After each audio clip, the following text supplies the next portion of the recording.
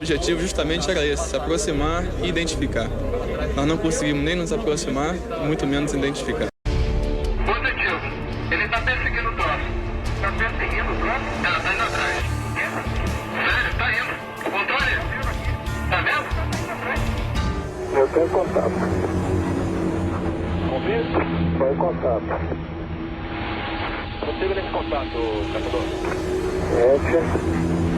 O que ocorreu foi que os radares detetaram vários objetos não identificados na área de São Paulo, São José dos Campos, Rio de Janeiro.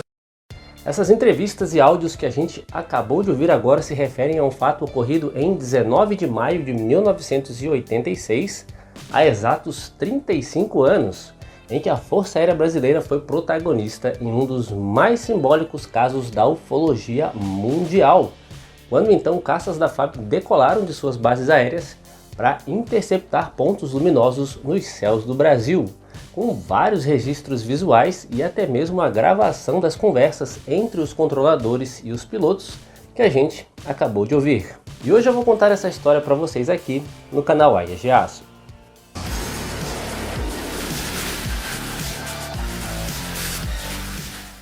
Olá pessoal, muitos de vocês aí nem eram nascidos, inclusive eu, quando a gente teve aqui no Brasil a chamada Noite dos OVNIs, que se mantém até hoje como um dos maiores mistérios ufológicos do Brasil e do mundo. E tudo começou quando os controladores de tráfego aéreo de São José dos Campos detectaram um objeto na tela do radar e passaram então a acompanhar esse ponto, alertando os outros controladores de outras estações e também passaram a monitorar esse alvo, sendo que por volta da 1 da manhã já do dia 20, os controladores começaram então a notar mais e mais objetos nas suas telas de radar, e o Sindacta em Brasília confirmou os pontos nos radares de Goiás, São Paulo e Rio de Janeiro. Vamos ouvir aí então alguns trechos da gravação do controle de tráfego aéreo. Boa noite, bem-vindo ao Festival dos Discos Voadores. Tá uma loucura isso aqui, cara. Positivo. Ele tá perseguindo o próximo. Tá perseguindo o próximo? Ela tá indo atrás. Sério, tá indo. O controle? Tá vendo? Eu tenho contato. Ouvindo? Foi contato. Consigo nesse contato, caçador. Ete. Está aumentando. Aumentando a distância, confirmo. Afirmativo. Distância está aumentando de novo aqui. 7. Aumentando rápido. Comportamento muito estranho. Pô, então parar isso aqui, deve ter uns cracks por aqui já pelas contas que eu tô fazendo aqui. Ainda bem que vocês estão vendo também, senão eu ia pensar que eu tô ficando doido. Porra, rapaz, tô arrepiado, meu irmão.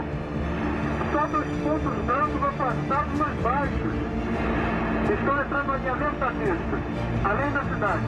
Tem 2 altos aqui no alinhamento da pista e tem mais uns 2 ou 3 embaixo, do outro baixo agora. Continuam se movimentando. Coisa linda, meu irmão. Pô, tá ficando bom esse negócio, viu? Tá ficando bom. Então a gente vê aí que o controlador chega a estar eufórico, né, mas também sem entender nada do que está acontecendo. E ao total, 21 pontos luminosos foram detectados. E então caças da Força Aérea Brasileira foram acionados e em poucos minutos estavam no ar um F-5, que decolou ali da base aérea de Santa Cruz, no Rio de Janeiro, e um Mirage 3, que decolou de Anápolis. O piloto do F-5 conseguiu detectar os objetos voadores em direção a São Paulo, voando a cerca de 16 mil pés, o equivalente a uns 5 mil metros de altura. E o piloto reportou então aos órgãos de controle que tinha o contato radar e visual, e que realmente estava avistando um ponto luminoso logo abaixo dele, seguindo em direção ao Atlântico. E o curioso é que ao baixar o nariz em direção a esse ponto luminoso, o objeto teria mudado de cor várias vezes, indo de branco para vermelho, depois verde e ficando branco novamente. E aí o ponto teria então subido muito rapidamente, alcançando cerca de 10 mil metros de altura em poucos segundos. O piloto do F-5 ainda tentou acompanhar ele ali, mas precisava voltar porque já estava ficando sem combustível. Até porque os aviões que permanecem nessas posições de alerta geralmente ficam numa configuração mais limpa, né, sem tanques externos, para melhorar a performance de interceptação e também pelo fato de que eles estão ali para fazer a defesa do espaço aéreo de possíveis invasores e não de se lançar a longas distâncias ou em territórios inimigos. Bom, e já o piloto daquele Mirage 3 que decolou de Anápolis também captou um alvo no radar, mas não foi possível um contato visual. Ele até chegou a acelerar entrando em voo supersônico para tentar alcançar o alvo, mas o OVNI teria começado a voar ali de uma maneira, digamos, incompreensível para os nossos padrões, e o que o piloto relatou depois é que às vezes ele parecia se aproximar e em seguida se afastava, mas isso tudo a uma velocidade extrema.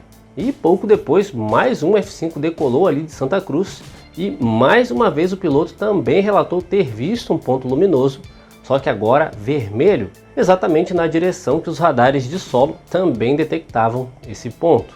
E aí o controlador estarrecido avisou o piloto que 13 pontos estavam sendo detectados no radar atrás do F-5, como que perseguindo a aeronave. O piloto então deu meia volta, mas não conseguiu nenhum contato visual.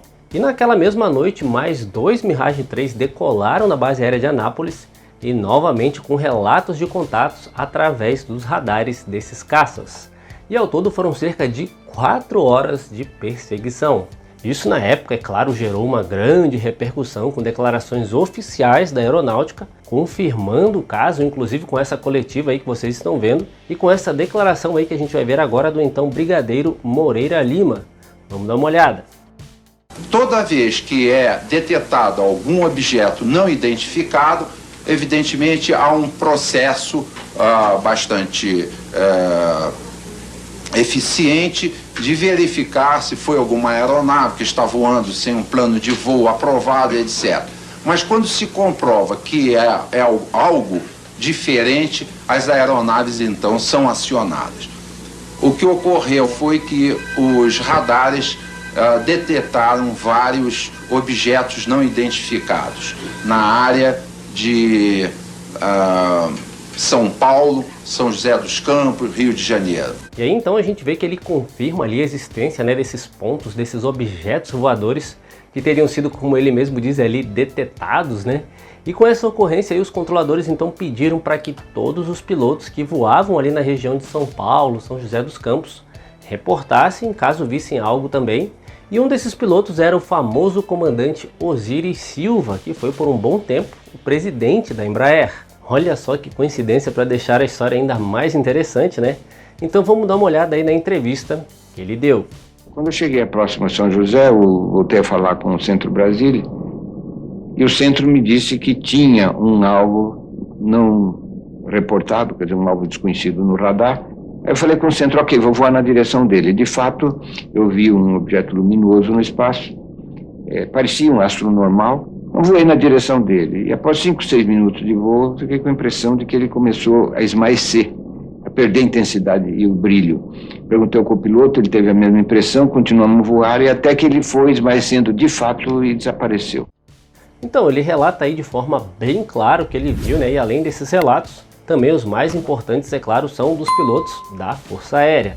Vamos ver então 2 relatos bem rápidos de pilotos de caça que efetivamente participaram das interceptações. Eu me dirigi em direção à luz, em direção ao alto mar, e não senti me aproximar, nem senti que ela se deslocou em qualquer direção, e também não tinha contato radar dela. E pela distância que Brasília falava que estava havendo o contato, era para eu ter o contato no radar da minha aeronave. Não tive contato. Aí o meu combustível ficou crítico para retorno a Santa Cruz, aí eu retornei. O objetivo justamente era esse, se aproximar e identificar. Nós não conseguimos nem nos aproximar, muito menos identificar. Eu cheguei a fazer 4 interceptações, né, e todas com contato radar. A partir de um certo instante, ele acelerou rapidamente até que o radar desacoplasse, né? E eu acredito, que velocidade? Eu acredito em torno de um Mach 15, mais ou menos, porque foi muito rápida a aceleração. 15 vezes a velocidade do som? Exatamente. Eu já estava a 1.2, 1.3 vezes a velocidade do som, e o objeto atingiu uma velocidade bem mais alta do que eu estava. Não existe nenhum avião que possa desenvolver essa velocidade? Na atmosfera eu desconheço. O radar de Brasília chegou a pegar na época de defesa aérea, deu aproximadamente Mach 15. Isso aí daria em torno de 15 mil km por hora. Bom, a gente pôde ver aí o então capitão Viriato na entrevista, falando que o objeto teria se movido a Mach 15. que ele relatou ali como algo em torno dos 15.000 km por hora, e realmente dependendo da altitude pode ficar nessa velocidade mesmo, se a gente fizer as conversões ali de temperatura e altitude. E se a gente parar para pensar, na época o que voava no mundo de mais veloz era o SR-71, aquele avião espião dos Estados Unidos que estabeleceu recordes inquebráveis até hoje e que voava a pouco mais de Mach 3.3, ou seja, algo bem abaixo dessas velocidades de Mach 15. Bom, mas o fato é que esse acontecimento permanece ainda sem explicação. O comando da aeronáutica não chegou a uma conclusão que pudesse explicar melhor a origem desses eventos. Na época chegou a se falar em cometa Halley, que realmente estava se aproximando da Terra naquele ano, e até mesmo em guerra eletrônica, ou até boatos de que seria um SR-71, mas é claro que nada disso foi confirmado. E o relatório do Comando de Defesa Aérea de junho de 1986 concluiu o seguinte: os objetos produziram eco nos radares do sistema de defesa e também nos jatos que perseguiram os OVNIs. Houve contato visual dos pilotos. Os objetos atingiram velocidades supersônicas e mostraram capacidade de acelerar e desacelerar de modo brusco. Os fenômenos são sólidos e refletem inteligência, pela capacidade de acompanhar e manter distância dos observadores, como também voar em formação. E talvez essa tenha sido a declaração mais importante do relatório, no qual eles reconhecem que se tratava de um fenômeno que envolvia inteligência. E o relatório ainda afirma que não foi possível identificar a origem dos objetos. Então esse relatório permaneceu em sigilo até poucos anos atrás, quando finalmente um grupo de ufólogos aqui do Brasil conseguiu autorização para liberar não só o relatório, como também esses áudios que a gente viu aqui no vídeo de hoje. Então pessoal, por hoje era isso, espero que tenham gostado, e lembrando que isso aconteceu há exatos 35 anos, no dia 19 de maio de 1986. Bom, e se você gostou do vídeo, não esqueça de deixar aquele like pra gente. Se não conhecia o canal, não era inscrito, vai ali naquele botãozinho e se inscreva. Siga também o canal Águias de Aço no Instagram, o link está ali na descrição. E não deixem de conhecer a nossa loja virtual. E lá você encontra miniaturas e também camisetas e quadros decorativos. O link também está ali na descrição. Um forte abraço a todos vocês e até a próxima!